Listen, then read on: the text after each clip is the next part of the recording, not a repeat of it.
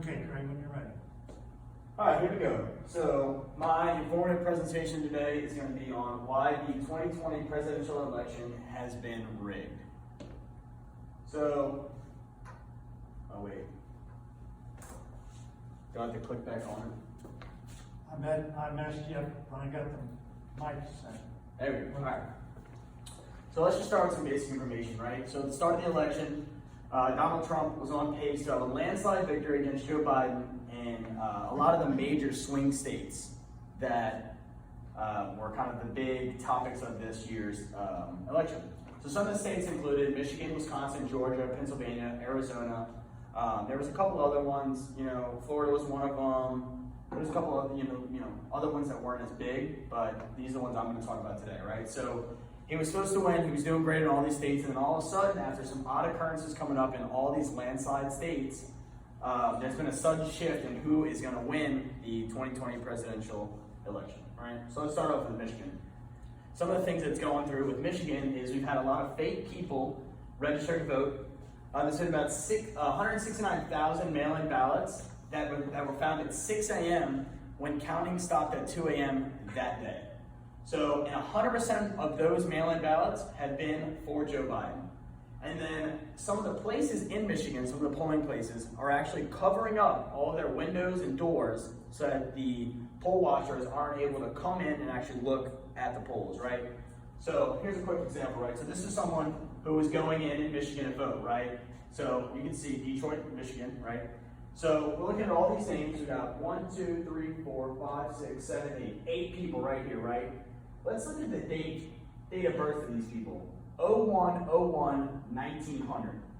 That would make every single one of these people 120 years old. That's not possible. There's not a 120-year-old living, I don't think, right now. And for there to be 8 of them with the exact same birthday voting in Michigan, that doesn't happen.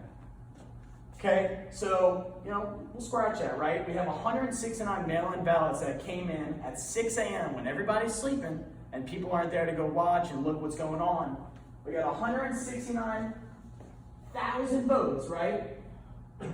That makes a straight line. Straight lines don't happen in election voting because there's not just one side getting voted for. Let's go to, so with those 169,000, we went to sleep. Everybody's sleeping. We got 100. Donald Trump's got 2.2 million. Biden's got 1.9 million.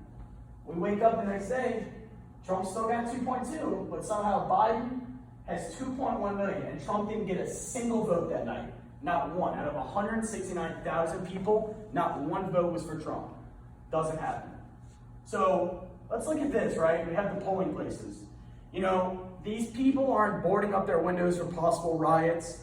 They're not putting protective glass. This is styrofoam boards that are brought in to get rid of the view. We're not boarding up, making sure, we don't want to get, our place run over if, this way doesn't go or this way doesn't go. Those are view blockers. They don't want people to see what's going on inside when they're counting these votes. Let's move on to the next state. We got Wisconsin. There were more actual votes coming in from Wisconsin than there were voters that even registered in the state. There's a surge again in mail-in votes, and all of them are for Biden. There's an unprecedented amount of voter turnout thanks to these mail-in ballots, and we're delaying vote counting. So let's look at some of these examples, right? There were more registered voters, there were more votes than registered voters. That's how many people we have registered voting in Wisconsin, and that's how many votes. Most of the time that people register, sometimes they don't vote, but we have more votes counted than people even registered. There's an overlay or an adding of votes that weren't from actual people. So again, let's go back to this is in Wisconsin. There's another straight line in voting. Again, that doesn't happen. Let's look at the time too. 6 a.m. No one's up at 6 a.m. counting. People are sleeping during that time.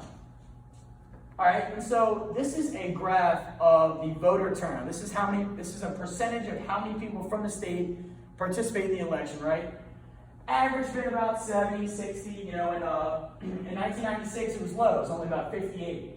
Well, this year we had a 90% voter turnout in the state of Wisconsin. That's crazy. That means 90% of the entire state was in the election. I bet 90% of the state, most of them are kids. Some of them can't even vote. That's an unheard of amount of voters in any state across the entire country. That doesn't happen. So this is Wisconsin was delaying their vote counting, right? And their excuse was the scanning machines ran out of ink. When you're putting in the ballots for the scanning machines in Wisconsin, they don't use ink. They're scanners. They're not putting anything down. They're not marking anything. They're just reading votes like a Scantron. They're not marking anything. There's no ink being used. Here we got Georgia. So Georgia hasn't been one of the bigger states like Wisconsin or Michigan, but it had a couple of things that were, a little weird. Inside the ballot counting room, we had a pipe break. It was the only pipe that broke in the building. It was only broken for about an hour, hour and a half before they fixed it. And the second thing is, today is 11/5. It started the vote on 11/3. According to the state of Georgia, they've been done for a whole day now, and they still have not called the state for Donald Trump, who's winning in it. So this is one of a reporter for the New York Times, and she says, Georgia will not be finished counting tonight. This is on November 3rd, right? This is the day it was first started.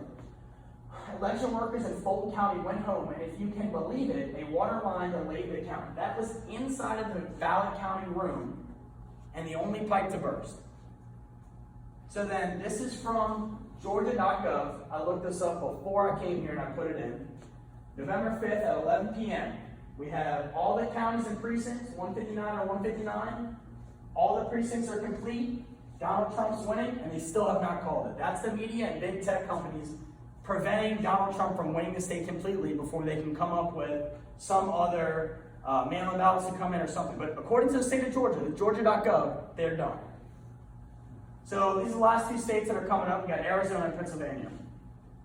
I actually had one of the videos saved on Twitter of a woman talking about how when she went to go vote in Arizona, they were handing out Sharpies when the ballots you use are only supposed to use ink pens. So all the Sharpie ballots weren't being counted. They were being thrown out when they go to scan them because they wouldn't scan.